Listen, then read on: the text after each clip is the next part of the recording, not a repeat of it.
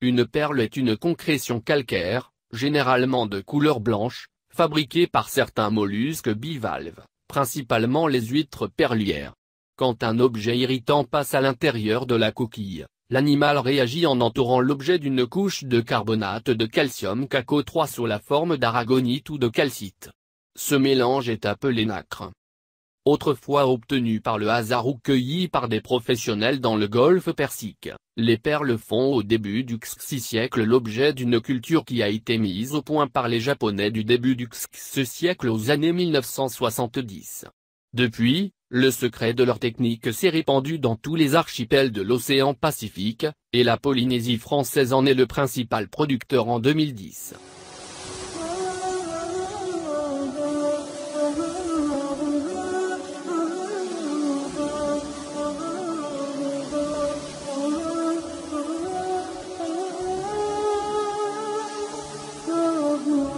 La nacre est un carbonate de calcium cristallisé sous forme orthorhombique, maille parallélépipédique, formant des cristaux d'aragonite. Ces cristaux se forment sur un substrat de protéines et de sucre complexe, 4-6%, qui lui confère une grande solidité. Il s'agit, de fait, d'une biominéralisation, qui peut servir de mécanisme de défense vis-à-vis de l'intrusion d'un corps étranger. La qualité esthétique de la perle dépend de l'épaisseur de la nacre, plus importante lorsque la perle est naturelle, mais aussi de la régularité de la cristallisation. Sa coloration est multifactorielle, par exemple l'espèce du mollusque, nutrition de l'huître, composition chimique des minéraux dissous dans l'eau environnante.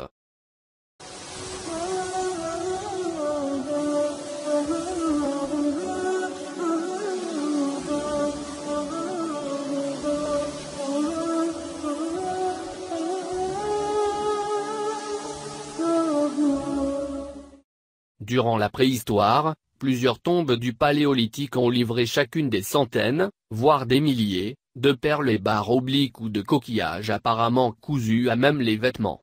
Les exemples les plus connus sont ceux de la Madeleine, Dordogne, de Grimaldi, Italie, et de Saint-Gyr, Russie. Ce dernier site, un campement de plein air dans la steppe russe daté d'environ 32 000 ans, abritait la tombe d'un adulte et, séparé de lui, celle de deux enfants inhumés ensemble. Des milliers de perles ornaient les habits des trois individus. Une perle connue a été découverte dans les fouilles d'Umm al-Qayouayn par la mission archéologique française aux Émirats arabes unis 4. Elle se trouvait dans une tombe collective, collée au crâne d'un défunt dont le corps avait été déplacé lors d'inhumations ultérieures.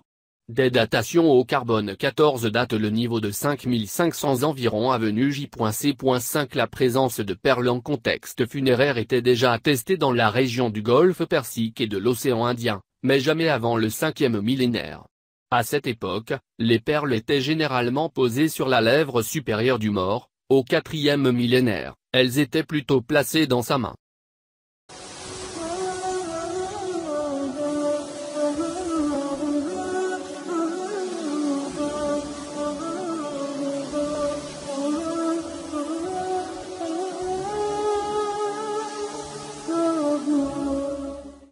Les perles sont utilisées pour confectionner des bijoux depuis l'Antiquité, elles étaient appelées les larmes d'Aphrodite.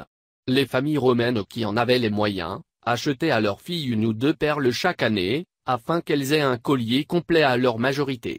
Le CIBJO reconnaît 4 catégories de perles: les perles naturelles, très rares, les perles de culture, les perles composées, les perles d'imitation. À cela s'ajoutent les 2 catégories d'eau douce ou d'eau de mer. La valeur des perles est déterminée par leur forme, symétrie, leur brillance, leur taille, leur couleur et leur poids. Les perles sont divisées en 8 formes de base: ronde, semi-ronde, bouton, goutte, ovale, poire, baroque, baguette. La brillance, ou lustre de la perle, est le plus important des critères pour juger de la qualité d'une perle, surtout pour les joailliers, mais plus la perle est grosse, plus elle se vend cher. Les grosses perles parfaitement rondes sont très rares, et très recherchées pour des colliers à plusieurs rangs. L'épaisseur de la nacre est un critère déterminant la qualité d'une perle. La nacre peut être considérée comme l'essence de la perle, car elle va lui apporter son lustre, sa teinte et sa durabilité. Une nacre épaisse permet à la perle de conserver durablement sa teinte et son apparence, contrairement à la nacre fine qui, même si elle peut être très belle, aura plus de mal à durer dans le temps. La taille des perles dépend fortement de l'espèce produisant la perle. Pour les perles de Tahiti, le gouvernement de Polynésie française avait fixé l'épaisseur minimale à 0,8 mm de nacre. On ne permettait à aucune perle de Tahiti dont la nacre n'entrait pas dans cette norme d'être commercialisée. Cette interdiction n'est pas reconduite dans la loi du pays N-2017-16 du 18 juillet 2079.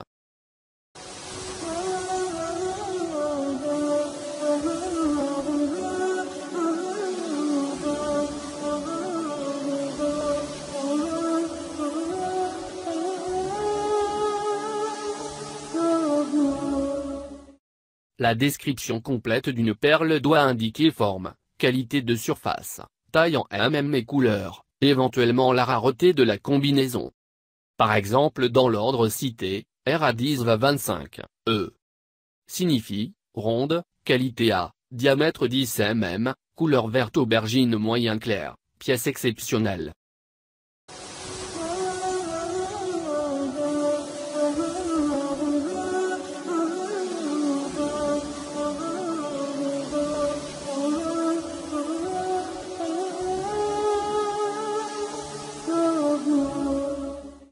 Ronde, R, 2% maximum de variation du diamètre.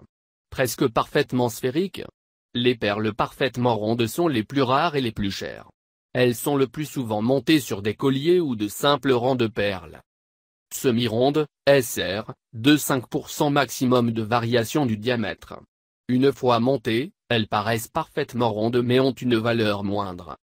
Semi-baroque, SB. Plus de 5% de variation du diamètre mais avec au moins un axe de révolution. Elles peuvent être en forme de bouton, de goutte, d'ovale ou d'autres formes non définies. Bouton, BT, légèrement aplati.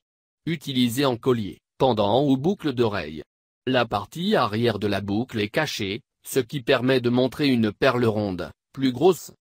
Goutte, DR, ou poire, larme, plus souvent utilisée en pendant d'oreille ou de cou. Ovale, ove, utilisé en collier, bracelet ou boucle d'oreille. Baroque, vécu, sans forme déterminée, irrégulière et sans axe de symétrie. Le plus souvent utilisé dans des colliers ou des pièces de joaillerie où la forme irrégulière peut être cachée, et laisser croire à une perle parfaitement ronde ou parfois la forme intéressante permet de les monter en collier. Cerclé, ou bagué, CL. Caractérisé par un ou plusieurs bourrelets ou sillons concentriques autour du corps de la perle, situés entre le tiers et la moitié. Si les cercles sont situés en dessous du tiers, la perle est classée sous sa forme primitive.